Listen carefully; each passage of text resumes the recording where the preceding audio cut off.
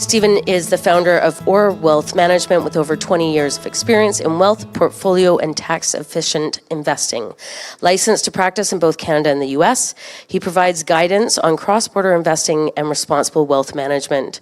Originally raised on a cattle ranch in southern Alberta, Stephen started his career in the oil industry before transitioning to finance. He holds securities license in both countries and is also qualified to advise on life insurance and related products. Stephen, you and I had the pleasure of doing a podcast recently. It will be available on CSC TV. So if you want to check out the full podcast, please go and check it out there. But I think the one thing to start off this whole initiative is really a conversation about what is responsible investing to an individual, to an investor, to somebody who is planning for retirement savings and planning for various other ways that they're going to be efficiently managing their wealth in life. And this is obviously a subject matter that you deal with often. So I appreciate you joining us here with this. Let's start off by defining what is responsible investing and how that is relaying to the investor themselves.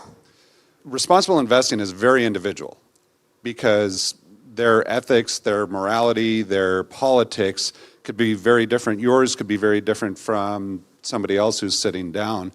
And when you're discussing individual equities or an investment strategy, you have to figure out exactly who they are, not just from a risk perspective and a suitability perspective, but what they're comfortable in owning. Absolutely.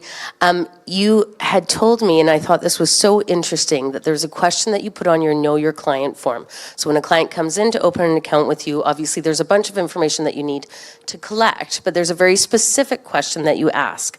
Tell us about that.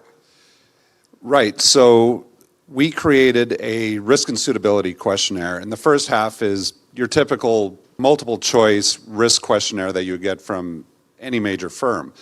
But past that is Part B, the investor profile, and that question is, are there any investments that you do not want to own? And we stop the question right there, because it could be anything from, I don't want to own a tobacco company, or it could be, I don't want to own a mutual fund. And if the client answers, no, I don't care, then you just move on. But if they answer yes, the next question is, what is it and why? And that why is hugely important to find out. Okay, you don't want to own a mutual fund. Why is that? Maybe they had a bad experience with it. Maybe they found the investment too expensive. Maybe their father died from lung cancer and don't want to own Philip Morris, for example. Right. And so once you get that guidance from them, and I think this is where things can get interesting for you, is really kind of being able to guide people down that road, because it does become so individual, doesn't it? It does. And when you think about ethical investing or socially responsible investing or ESG, however you want to describe that, you have to realize that there are no perfect investments. There are two broad ways that you can ethically invest. One is inclusionary or exclusionary investing. Inclusionary investing means that you've got enough money that you can buy your way onto the board or become an activist investor and influence that company in one way or another. Most of us don't have the kind of money to buy our way onto a board. My team and I, we manage, a fair amount of money. But even if we got every client to swim in the same direction and everybody owned only one company, we still don't have enough money to buy our way onto a Fortune 500 board, for example. To make an impact. Exactly. So you have to be exclusionary. Now, exclusionary immediately has a negative connotation, but you kind of have no choice. You have to go, okay, I want to buy ABC company or XYZ company, but maybe I don't like their hiring practices, or maybe I don't like how this company impacts the environment, whatever it might be. And it's very important to understand that there is no perfect company out there. I'll use Apple as an example. Apple as a company works very hard to responsibly recycle their electronics. As a corporation, they are, as close to makes no difference, 100% renewable, they use renewable energy. However, they use subcontractors like Foxconn. And it wasn't very long ago that Foxconn was putting nets outside their buildings to protect suicidal employees because of their work habits. Wow. Now, in Apple's defense, they have worked with Foxconn to improve worker conditions, but you as an individual have to ask yourself, what is the greater good? What is the sin or the good that I am willing to invest in or I don't want to have any part of? And you can do that with any company.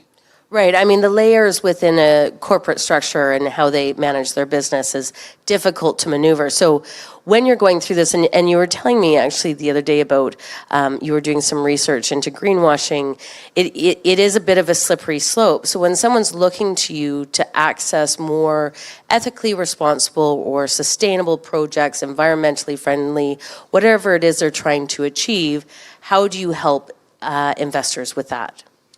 Some of it may just be with that sort of conversation I had regarding Apple. Right. You know, here are the pros, here are the cons, and the investor may just say, I'm fine with Apple, as an example.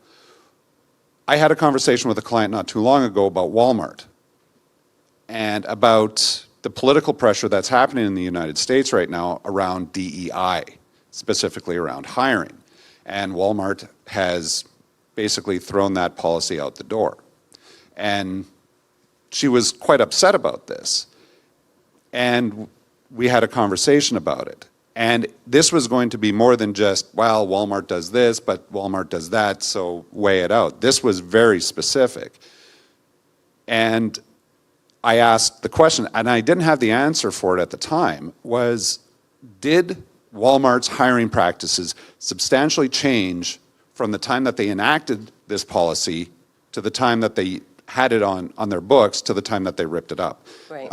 From the time that they ripped it up, it's been too short a time frame to really know.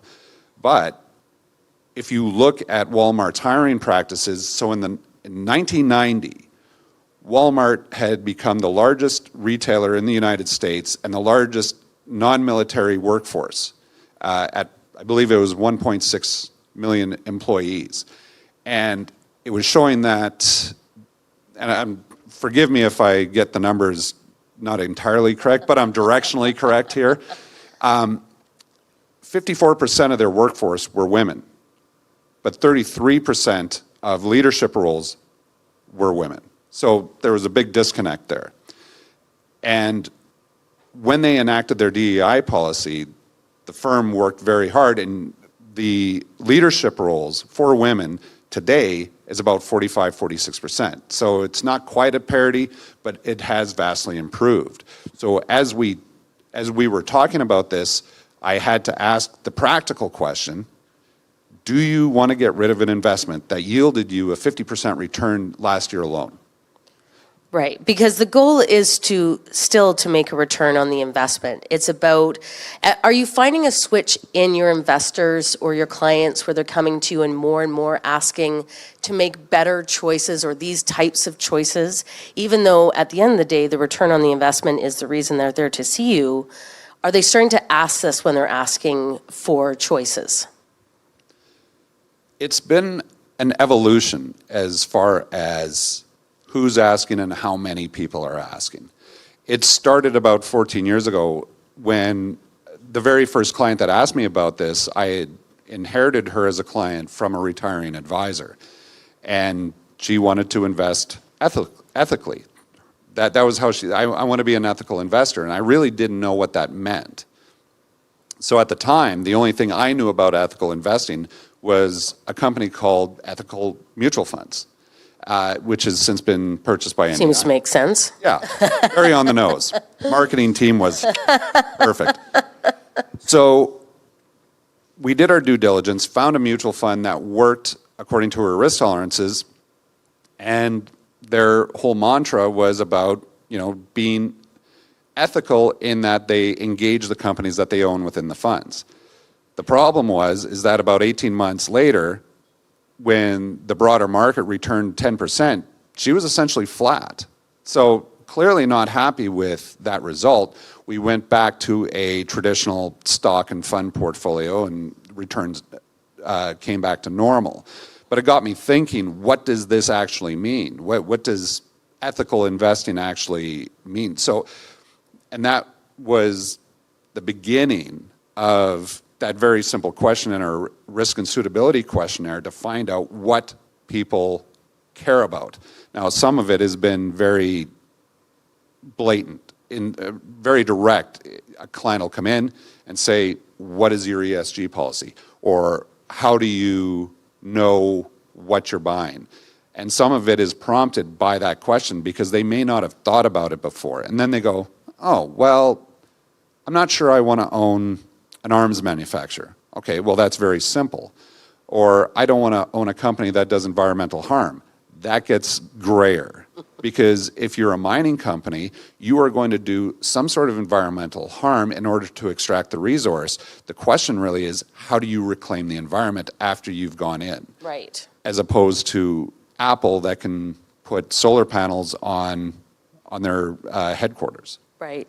I mean, and I think you bring up a good point there is, especially in the resource sector, is that if you choose to invest in the resource sector, you are in turn, you are doing something that is causing some environmental damage, but you can pick jurisdictions have better practices, better safety practices, diversity, environmental requirements, reclamation requirements.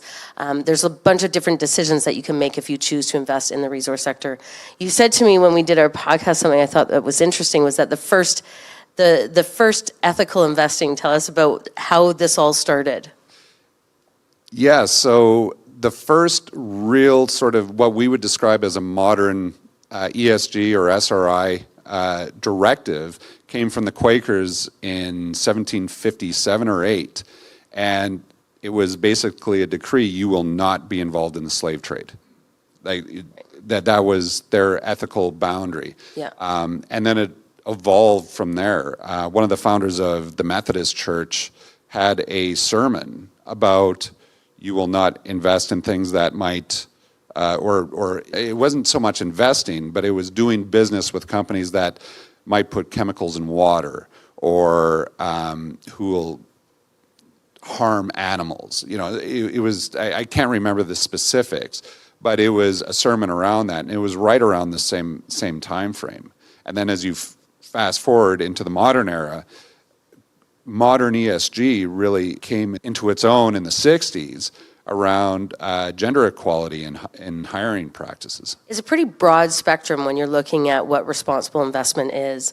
One thing that you've also talked about, which I think is something that we should all be asking ourselves, and you warn us against this, is the danger of politicizing our investments. Tell us about that. Yeah, I always like to say that I'm politically agnostic. I have opinions. Liar. Well, I may have opinions, but it is my job not to impose my biases on clients, right? But I haven't seen investing politicized like this in 20 years. I mean, it's Does Trump have anything to do with that? a little. Little. Okay. All right. You know, and not just to pick on Trump, but, you know, our previous prime minister might have had something to do with that as well. Okay. You know, you've seen Brexit. I mean, there's plenty of politicization to go around. Right. And ESG is not the sole placeholder of progressive politics. To make my point, I've got this client in Regina, and he called me up and he was very upset that he owned Walt Disney Corp. And he felt that the company's gone woke. Well, I said, okay, let's stop here. You know, you've made good money with Disney, and what exactly is it that you don't like? Well, he felt that politics was creeping into their products, into their movies. And I said, well, the root word of well, not to him specifically, because ESG would be very triggering to this person. He's very conservative. But I like to say that the root word of ESG investing is investing. There's a profit motive here. And I told him that if you're injecting your political bias, you may be undermining your end result, which is to, you know, pay for your retirement. But he didn't care. He wanted that company gone, and at the end of the day, it's his money, and, you know, it's his choice. And I'm not there to try and convince him that his politics is right or wrong. but That would be dangerous, I think. probably. Yeah. Yeah. So at any rate, he didn't want to own it, but I told him, I said, you do realize that you are making an SRI or an ESG decision. And, you could feel the recoil over the phone when I told him that. He said, I'm not ESG. I said, this is the G in ESG. Right. And it's very easy to forget about the other letters in this. Maybe this is just me, but I feel like we really apply ESG to environmental and resource-focused investments. We don't really think about the spectrum of it. Really, it's the environmental, the social, and the governance. It's a huge spectrum that it covers, and I think we traditionally do apply it to that space. Are you seeing, and we're seeing resource sector, a lot of movement, a lot of innovation, a lot of technology. We're also seeing increasing, regulatory frameworks around how we're handling our work programs, et cetera. Are you seeing this movement in other sectors as well? Well, I saw it directly when I worked in the oil industry, and that was, I started in the oil industry 30 years ago. So generally speaking, the resource industry, whether it's oil and gas or mining or forestry, has done steady and incremental improvements in hiring practices, benefits for employees, environmental reclamation. So I was a cementing supervisor in the oil industry, and when you were done a job, you had this dirty pump truck, and you were in the middle of nowhere, and you had to clean it up. And we went from, and in a very short period of time, from dumping dirty cement water onto the ground to having environmental vac trucks hook up to your bottom suction lines, and you had on-site environmental engineers all the time. You had your petroleum engineers, you had your service engineers, which I was, and you had environmentalists there making sure that there would be what was called zero impact, which was a bit of a misnomer. You drive, a very large semi-truck and you've got a drilling rig, you're going to have impact. I like to say it's not a rainbow farm, the oil and gas industry, but they are making a concerted effort to lessen impact when they're extracting their resource. Right, absolutely. What is your guidance to our audience, to us, if you want to take this approach? I mean, it's a big umbrella to put on top of your investment strategy. It's already complicated enough to develop your own personal investment strategy. What's your guidance or advice, specifically referring to what matters to me, as well as, what are my politicized choices or sways internally? What's your guidance to people as they want to approach this? Well, if you're working with a financial advisor, make sure that that person has an approach, that there is some sort of structured approach to not just your risk tolerance and suitability, but as far as what you are trying to accomplish with what you want to own. If you're doing it on your own, which I don't recommend, by the way, of course, but if you're doing it on your own, I've actually found that ChatGPT is an excellent resource, at least at the paid version. There's a button called Deep Research. It shows you all of its sources, so you can verify that it's accurate or not. For over a year, I've used ChatGPT professionally and couldn't quite figure out why. And just recently, that is a great resource to really do a deep dive into an investment or a company that you want to know more about, especially in related to, you can get very specific. In fact, AI works best when you get very specific.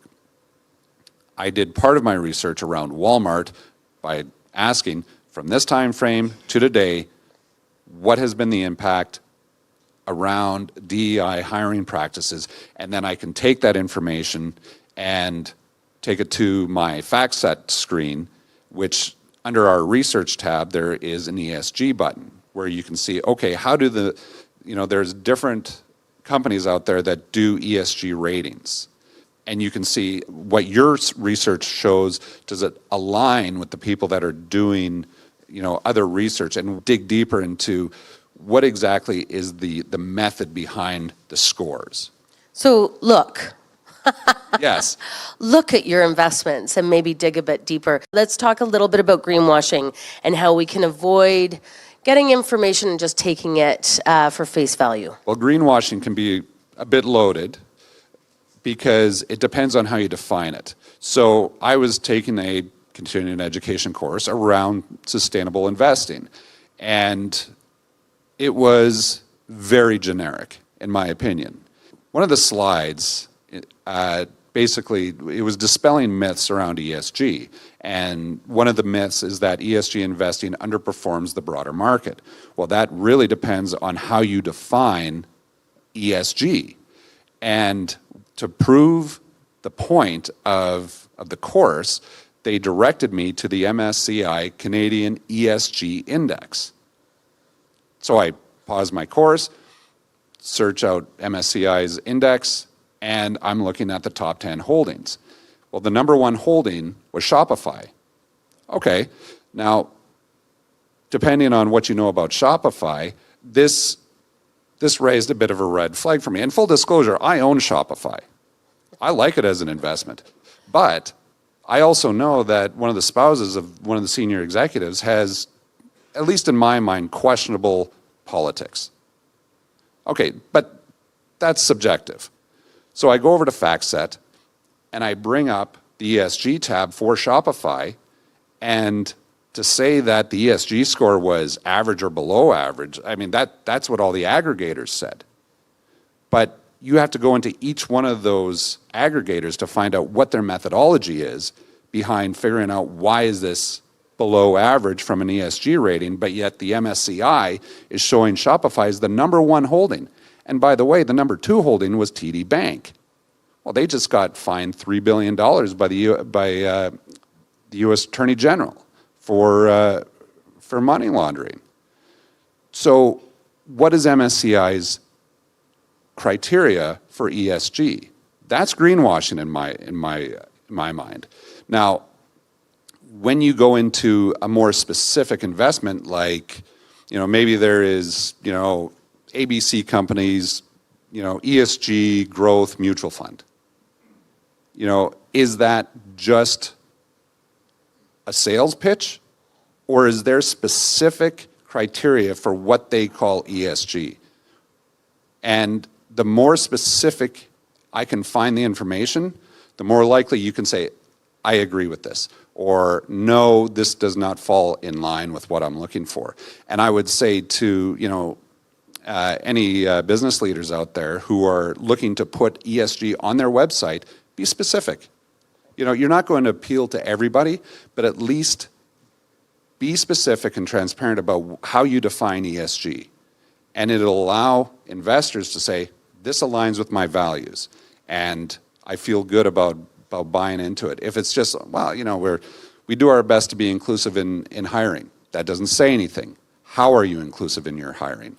I feel like there is a lot of that. There's a lot of conversations that go, well, yeah, like you just said, we diversify, but how? Or we have an ESG program. Well, what is it? We promote environmental practices. How, right? We're hearing that a lot. So I think maybe really the summary is just look under the hood and start educating yourself, right?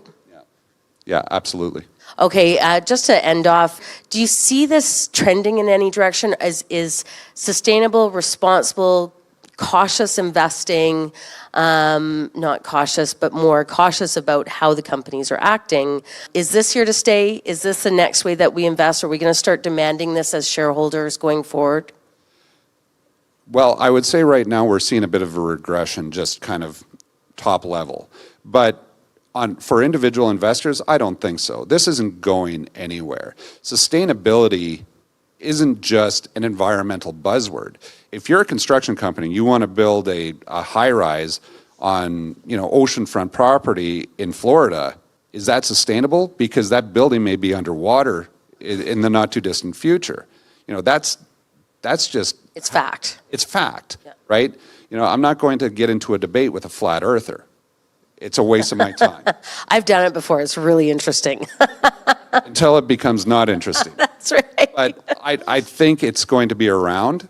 And as people and investors are becoming more sophisticated, and they're becoming more sophisticated in how they feel about things and they want to know. So whether your client is socially conservative or progressive, make sure you give that person enough information to make an intelligent choice and be comfortable with what they own.